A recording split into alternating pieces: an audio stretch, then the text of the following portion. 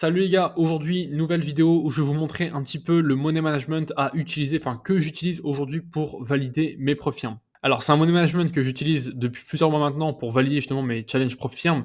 Il faut savoir que j'ai validé à peu près 80% de tous mes challenges grâce à ce money management. Donc aujourd'hui, je vous le partage. Vous allez voir si aujourd'hui il est applicable avec vos stratégies. Mais en tout cas, ça vous permet de pouvoir valider un prop firm, on va dire de manière assez safe, d'accord, de manière rapide, ça c'est possible, sauf si vraiment vous appliquez bien les deux règles que je vais vous donner à la fin. Donc on va partir sur la première phase avec un profit target de 10%, d'accord, souvent c'est 10%, voire 8%, si c'est 8%, vous l'adapterez, mais en tout cas on part sur 10%. Donc déjà, ce qu'il faut savoir, c'est que la première étape que je vais mettre en place à chaque fois que je vais devoir lancer le challenge, c'est que le premier trade, je risque toujours 1%. Ce qu'il faut savoir, c'est que le challenge, j'ai pas envie de mettre 3-4 mois à le valider, d'accord, le but d'un challenge, c'est que ça se fait de manière entre guillemets assez rapide. C'est un levier en fait sur votre business, sur votre trading, sur votre capital. Donc vous devez déjà ne pas être toute l'année en validation de profil. Je connais des gens qui sont toute l'année en train d'essayer de valider des profils.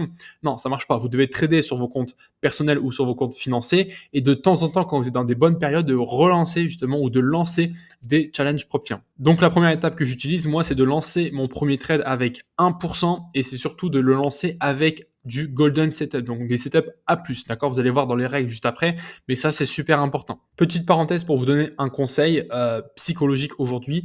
Lorsque vous achetez un challenge profil, vous êtes un peu excité, vous avez hâte de lancer, vous avez hâte de le valider, donc ce qui fait que vous pouvez prendre de mauvaises décisions et faire de l'overtrading. Moi, le conseil que j'ai vraiment appliqué, c'est que quand j'achète justement un challenge prop firm, ce que je vais faire, c'est que pendant les 2-3 prochains jours, je ne vais pas trader. Ça va me permettre d'être calme vis-à-vis du marché, de ne pas m'exciter sur la première position venue et de vraiment prendre le temps de la réflexion. Donc pendant 2 à 3 jours, je suis sur le marché, mais je ne dois prendre aucune position sur mon nouveau challenge. La deuxième étape, justement, ça va être lié au drawdown management. Comment aujourd'hui vous gérez votre risque lorsque votre compte, par exemple, vous prenez une première position, bam, et sell. Comment vous gérez ça? Quel est justement le management que vous allez adopter lorsque vous êtes en négatif? Donc moi, ce que je fais, c'est que à chaque fois que je perds moins 2% de mon capital, d'accord? Donc à chaque fois que je perds moins 2%, ce que je fais, c'est que je vais directement diviser mon risque par deux. Admettons, je prends un premier trade. 1%, je prends un SL. Donc là, je suis à moins 1% sur mon compte propre firme, mon challenge. Je reprends un trade du coup à 1%. Si je fais SL, donc je suis à moins 2%. Ça veut dire que là, je vais diviser mon risque par deux. Je vais risquer 0,5%. D'accord? Si à nouveau, il va falloir que je perde 4 fois d'affilée, donc moins 0,5, moins 0,5, moins 0,5, moins 0,5 pour perdre moins 2%, et ensuite rediviser par 2 pour passer à 0,25. C'est important pourquoi aujourd'hui ça vous permet de limiter la casse. Je vous prends un exemple. Si par exemple vous risquez 1%, vous faites un SL, ce qui va se passer c'est que votre compte, moins 1%. Imaginons vous reprenez un deuxième trade, vous faites un SL, ça va faire moins 2%. Mais ce qui va se passer à partir de ce moment-là, c'est que vous allez, la courbe qui descend, votre compte qui descend, vous allez ralentir sa descente. Pourquoi? Parce que là, vous allez maintenant risquer 0,5%. Et si vous prenez un SL, au lieu de prendre moins 1, vous allez prendre moins 0,5. Et donc la courbe, vous voyez, elle va au fur et à mesure du temps, ici on est à moins 0,5, moins 0,5, etc. Au fur et à mesure du temps, la courbe va être de plus en plus linéaire. D'accord? Au lieu d'avoir une courbe, si vous risquez toujours par exemple 1%, 1%, 1%, ça va descendre très vite. D'accord? Tandis que là, vous pouvez justement, entre guillemets, atténuer la douleur avec justement une gestion du risque beaucoup plus limitée. Donc ça, c'est l'objectif. Bien sûr, pour arriver entre guillemets à risquer déjà à moins 0,5%, 0,25, il va falloir enchaîner beaucoup de pertes. Donc c'est que déjà là, il y a un problème au niveau de votre système, c'est que votre stratégie n'est pas rentable. Donc là, voilà, un peu la gestion du drawdown management que j'utilise sur ma phase 1. Ensuite, au niveau de l'étape 3, donc l'étape 3, c'est quoi? Je vais risquer, en fait, sur mon premier trade, donc je vais risquer 1%, d'accord? Et ma target, elle est très simple. Ma target est de faire justement un RR de 3. Ou du moins, d'encaisser 3% sur le trade. Je m'explique. En fait, on va pas se mettre des objectifs de valider le compte en une fois ou en deux trades, d'accord? Moi, c'est pas mon objectif. Ce que je veux, c'est d'être constant dans mes résultats. Donc, l'objectif, en connaissant mes datas, moi, ce que je vais viser sur mon premier trade, c'est un RR de 3. Je sais que si je prends un RR de 3, alors je parle en RR de 3 en prenant en compte les profits partiels. D'accord? Parce que moi, je fais pas mal de profits partiels. Donc, si je veux faire par exemple un RR de 3, peut-être que mon trade que je dois prendre, il doit avoir un RR de 4, voire 4.2. pour justement, avec les clôtures partielles, atterrir à un R de 3. En tout cas, c'est la vision que je me donne. Maintenant, si vous ne prenez pas trop de profit partiel, par exemple, vous visez simplement un R de 3. Comme ça, dès que vous allez faire votre TP, et votre compte va arriver à 4%. Donc ça, c'est l'étape numéro 3, c'est le premier trade, je vais viser un RR de 3 en termes de gain. Ce qui va nous amener le compte du coup à 4%. À partir du moment où j'ai 4%, justement, je vais pouvoir risquer 2% sur mon trade. Donc je risque uniquement 2% quand j'ai mon compte qui est du coup à 4% de profit. Donc là, je vais risquer 2% et pour atteindre justement ces 10%, en fait, je vais refaire la même chose, je vais retarget un RR de 3, ce qui me ferait du coup 6% de gain sur ce trade pour du coup arriver à 6 plus 4, 10%. Voilà réellement, donc là c'est la théorie, comment aujourd'hui les phases 1, je peux les valider. Juste en 2 trades, en ayant justement un RR de 3 par trade. D'accord, on ne parle pas des RR de 5, 10, 15, etc. Vraiment, en 2 trades, vous pouvez aujourd'hui réussir à valider la phase 1. Maintenant, on arrive sur la phase 2. La phase 2, aujourd'hui, a un profit target de 5%. Alors, comment ça se passe? Quelles sont les différentes étapes que je vais utiliser? Vous allez voir, c'est un petit peu pareil, mais du coup, c'est forcément plus rapide parce qu'on n'a que la moitié à faire de la phase 1. Donc ici, on va risquer, comme j'explique, un drawdown. On va prendre on va prendre moins de risques, d'accord? Parce qu'on a juste 5% à faire. Sur le premier compte, le premier challenge, la phase 1, le but c'est quand même prendre un peu plus de risques parce qu'on a 10% à faire. On ne veut pas que ça dure pendant 2-3 mois. D'accord, encore une fois, faut trouver l'équilibre entre avoir un peu de rapidité, mais pas non plus dans la précipitation et cramer son capital. Donc ici, sur l'étape 1 de la phase 2, ce que je note, c'est que en fait, à chaque fois que je suis en drawdown, jusqu'à BE, donc jusqu'à 0% de gain et de perte, je risque 0,5. C'est-à-dire que mon premier trade, c'est pareil, je vais prendre 1%. Par contre, si je fais SL, là, je ne vais pas diviser par 2, diviser par 2, diviser par 2. Pourquoi? Tout simplement, normalement, de base, vous devez connaître en fait votre série maximum de drawdown. Si vous avez fait du backtesting, par exemple, vous devez savoir que, par exemple, sur 100 trades que vous avez pris, quelle est la fois où vous avez enchaîné combien de SL? Est-ce que c'est possible pour vous, dans votre stratégie, que vous ayez déjà enchaîné 4 SL d'affilée, 5 SL? Parce que si en soi, dans votre stratégie, vous l'avez vu que vous ne pouvez pas faire, enfin, vous ne faites pas plus de 3 SL maximum, que vous risquez 0,5% par trade, au pire des cas, 3 fois 0,5, ça fait moins 1,5%, vous n'allez jamais cramer le compte. Surtout, d'accord? Donc même en phase 1, d'accord? Moi, je vous donne des trucs safe maintenant, mais même en phase 1, si vous connaissez votre drawdown max, même risquer 1% quand vous êtes en négatif, c'est totalement faisable. D'accord? Maintenant, il faut être à l'aise avec ça. Est-ce que quand vous serez à moins 3, moins 4% de profit en négatif sur le compte, est-ce que vous allez avoir la psychologie pour risquer encore une fois 1%? D'accord? Donc ça, c'est à vous de vous connaître également. D'accord? Moi, je vous donne un plan par rapport à moi, mais c'est aussi à vous de vous connaître, c'est super important. Donc si je suis en drawdown, je vais risquer 0,5% par trade jusqu'à arriver du coup à 0% de gain.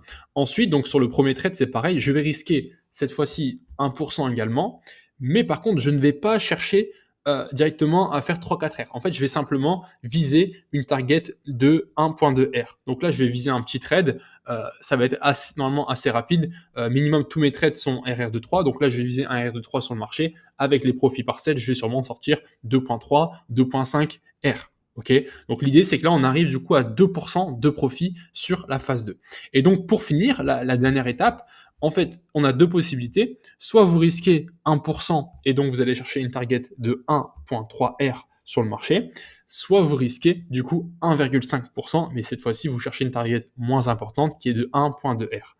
Et là, donc, vous arrivez justement à votre compte à 5% de profit. Donc, si on cumule aujourd'hui la phase 1 ainsi que la phase 2, on est sur un total. Donc, si on prend bien sûr les meilleures conditions, le meilleur scénario où justement on fait que des TP entre guillemets et on respecte vraiment le plan dans la théorie à 100%, ça fait qu'on a un trade, deux trades, un trade, deux trades. Donc en gros, ça veut dire qu'en 4 trades, vous avez la possibilité justement d'aller chercher encore une fois un compte profit. Tout à l'heure, on a parlé de connaître justement sa série de drawdown maximum. Est-ce que vous, aujourd'hui, vous connaissez votre capacité à enchaîner combien de TP? Aujourd'hui, est-ce que sur votre backtesting, vous avez déjà fait 3, 4, 5 trades d'affilée, par exemple, où vous avez fait que des TP? Est-ce que c'est récurrent ou est-ce que votre série moyenne de gains, elle est de 2 trades, ensuite un SL, peut-être 2 trades, ensuite un BE, puis un SL. Voilà, le truc, c'est quand même de connaître un maximum son système, de connaître un maximum ses datas. On va en parler juste après, vous allez voir. Mais en vous connaissant, aujourd'hui, c'est totalement faisable. Aujourd'hui, j'ai déjà réussi à appliquer ce plan et à faire aujourd'hui justement une validation de propre firme d'un coup. Pourquoi? Parce que vous devez comprendre une chose, c'est qu'encore une fois, je ne confonds pas rapidité et qualité. J'en reviens à appuyer les propos que j'ai dit sur la vidéo de la semaine dernière, sur le vlog. D'ailleurs, si vous ne l'avez pas vu, je vous le mettrai à la fin de cette vidéo. Mais j'expliquais comme quoi, aujourd'hui, vous devez vous concentrer pour vous demander, est-ce qu'aujourd'hui, si je prends un seul trade dans ma semaine, ça serait celui-ci? Et donc, si par exemple, vous décidez de lancer la validation de propre firme, dites-vous simplement, je prends le meilleur setup de la semaine et je ne prends que celui-ci. Par exemple, vous prenez première semaine, vous prenez ce premier trade. La semaine d'après, vous prenez ce trade. Donc, vous faites 2 trades du coup à 3 R. Vous arrivez justement à générer 3 R, donc 3% chaque semaine. Donc là, 6 parce que vous risquez 2%. La semaine d'après, la troisième semaine, vous lancez la phase 2. Vous faites du coup 1.3 R. Et la semaine d'après, par exemple, vous validez, enfin, vous faites la dernière étape. Donc, en gros, ça veut dire qu'en 4 trades sur 4 semaines, vous pouvez valider. Et aujourd'hui, c'est vraiment faisable. Par contre, ce qu'il faut comprendre, c'est avoir cette psychologie de se dire putain, faut pas que je trade vite, j'ai envie de valider mon compte, etc. Vous devez vraiment être calme parce qu'en soi, regardez, ça ne prendrait que 1 mois. Et 1 mois, c'est rien du tout pour valider une propre firme. Il y a des gens qui mettent 3, 4, 5 mois. Donc l'idée, encore une fois, c'est de se concentrer sur la qualité d'exécution de nos setups. Et donc pour ça, on va en venir justement aux 2 règles qui sont super importantes. La première règle que je vous ai indiquée, justement, pour réussir à faire ça, il va falloir uniquement prendre des setups A+, ou des golden setups. D'accord? Il va falloir prendre les meilleurs setups possibles que vous pouvez trouver sur le marché. Ça signifie qu'aujourd'hui, déjà, vous devez connaître quels sont vos meilleurs setups. Ici, vous voyez, moi, ce que j'ai fait, c'est que j'ai un journal Notion où je stocke. Ici, en fait, j'ai 10 trades, 10 capsules, donc 10 exemples, justement, de mes meilleurs setups au cours de ces 2 dernières années. J'ai vraiment identifié les meilleures configurations de marché de mes trades que je vais avoir sur le marché au cours de ces 2 dernières années. Et en fait, ce que je fais avec ça, c'est que du coup, toutes les semaines, tous les lundis principalement, en début de semaine, je vais venir visualiser. Je vais aller cliquer sur ces capsules, je vais les ouvrir et je vais regarder la configuration du marché, la configuration de mon setup pour me dire c'est ça que j'attends sur le marché cette semaine. Ça va vous permettre d'incruster dans votre cerveau des images et qui va pouvoir se concentrer dessus et essayer de les repérer à nouveau. D'accord? Vraiment, c'est ça qui est super important. Si vous respectez pas ça, ça ne marchera jamais, ça. Vous ne pourrez pas valider un propre firme de cette manière si vous prenez des trades qui sont moyens. D'accord? Ou si justement vous vous forcez à trader. Ou si vous avez envie de valider vite. Ça ne marchera pas. Il faut vraiment être dans le mood où vous laissez les choses se faire et vous vous concentrez uniquement sur l'exécution de votre setup. Là, le risk management, c'est rien, ça. Ça, c'est juste changer. Vous devez vous concentrer sur trouver le golden setup et l'attendre. S'il faut attendre une semaine, on attend une semaine. Cette semaine, personnellement, j'ai pris un seul trade. Un seul trade où j'ai clôturé uniquement un profit partiel de 30%, ensuite je me fais BE.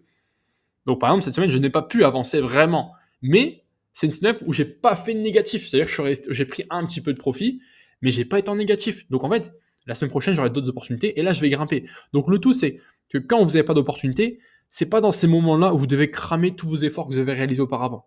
Si pendant les 2 précédents trades, par exemple, vous avez monté votre capital et puis que là, depuis 2 jours, 3 jours, il n'y a pas trop d'opportunités et vous commencez à forcer et à prendre une opportunité de merde, c'est elle qui va vous handicaper et qui va vous faire perdre la moitié des profits que vous avez générés au cours des 2 précédents trades. Et donc, vous montez un peu, vous descendez. Vous montez un peu, vous descendez. Et c'est ce qui fait que votre challenge est long parce que vous ne sélectionnez pas assez vos setups. Ça, c'est une règle de base que vous devez respecter. Et enfin, du coup, la dernière règle qui est importante, c'est, je l'ai dit, vous devez connaître vos data. Vous devez avoir backtesté votre système pour connaître un maximum de data sur l'élaboration de votre système et sur vous-même. Que ce soit au niveau de vos data chiffrées par rapport à votre setup, votre système, et aussi connaître des data par rapport à votre psychologie. Quand est-ce que c'est les meilleurs moments pour vous trader? Quand est-ce que vous ne devez pas trader? Quand est-ce que vous devez dire stop?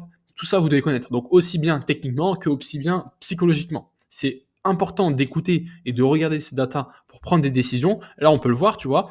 Pourquoi j'ai dit 3%, 3R? Parce que moi, je sais que ma moyenne de gain par trade est de 3,6%. En moyenne, par trade, je vais prendre entre 3 et 3,5% de gain. Donc, j'ai adapté la création de mon money management et des targets que je vais chercher par rapport à mes capacités. Si vous ne connaissez pas votre gain moyen, attention, je ne parle pas d'un gain moyen sur 10 trades. Je vous parle sur 100 trades. d'accord? 100 trades, ça c'est les data. Vous voyez, j'ai pris 99 trades. Je connais mon taux de réussite. D'accord, mon taux de réussite, je le connais, 70% à peu près, 78%. OK, et je connais aussi les gains moyens que je vais chercher. Donc, le taux de réussite, j'ai réussi à l'augmenter. Comment j'ai fait? Simplement, bah, je prends des profits partiels plus rapidement, ce qui me permet d'avoir en fait quasiment très peu de break-even et très peu de pertes. Parce qu'en soi, je prends mes profits partiels 30% et directement je me mets à BE. Donc, même si le marché rechute comme la semaine dernière, et ben finalement, j'ai pas de SL. Donc voilà, ça c'est moi, j'ai décidé de développer ça pour justement améliorer ma psychologie. Maintenant, aujourd'hui, pour réussir à mettre en place ce plan d'action, comme je te l'ai dit, tu dois avoir des setups A+. Et pour avoir des setups A+, tu dois justement te créer un système de trading rentable. Et c'est exactement ce que je t'ai mis ici derrière l'image que j'ai cachée. Ici, je t'ai exactement mis toutes les confirmations sur mes setups d'entrée que j'attends sur le marché. Donc si aujourd'hui tu aimerais connaître mes confirmations d'entrée que j'utilise sur mes setups et surtout gagner confiance et arrêter de faire les mêmes erreurs sur toutes tes validations Profirm, ce que j'ai fait, c'est que dans la description de cette vidéo, je t'ai mis une vidéo exclusive où je te présente toute ma stratégie et surtout je te présente les 3 piliers indispensables. Il y a 3 piliers indispensables à maîtriser dans ma stratégie. Donc je t'ai créé une vidéo très courte pour t'expliquer exactement tout le modèle de stratégie d'entrée, de setup que j'utilise pour justement valider 80% de mes Profirm. Si tu combines cette stratégie ainsi que le money management, tu verras qu'aujourd'hui tu vas valider davantage de Profirm beaucoup plus facilement tout en maîtrisant ta psychologie. Et c'est d'ailleurs les confirmations que je partage à tous mes élèves aujourd'hui qui rejoignent notre accompagnement pour pouvoir justement valider plus facilement leurs Profirm. C'est le cas de Yvan, Gabriel, encore Ben qui ont validé aujourd'hui tous des Profirm. Donc je t'ai mis le lien dans la description, c'est le premier lien sous cette vidéo. Tu cliques, tu t'inscris et tu regardes cette magnifique vidéo qui va te permettre de pouvoir mettre en place ton système de trading ainsi que le money management pour valider tes prochaines Profirm.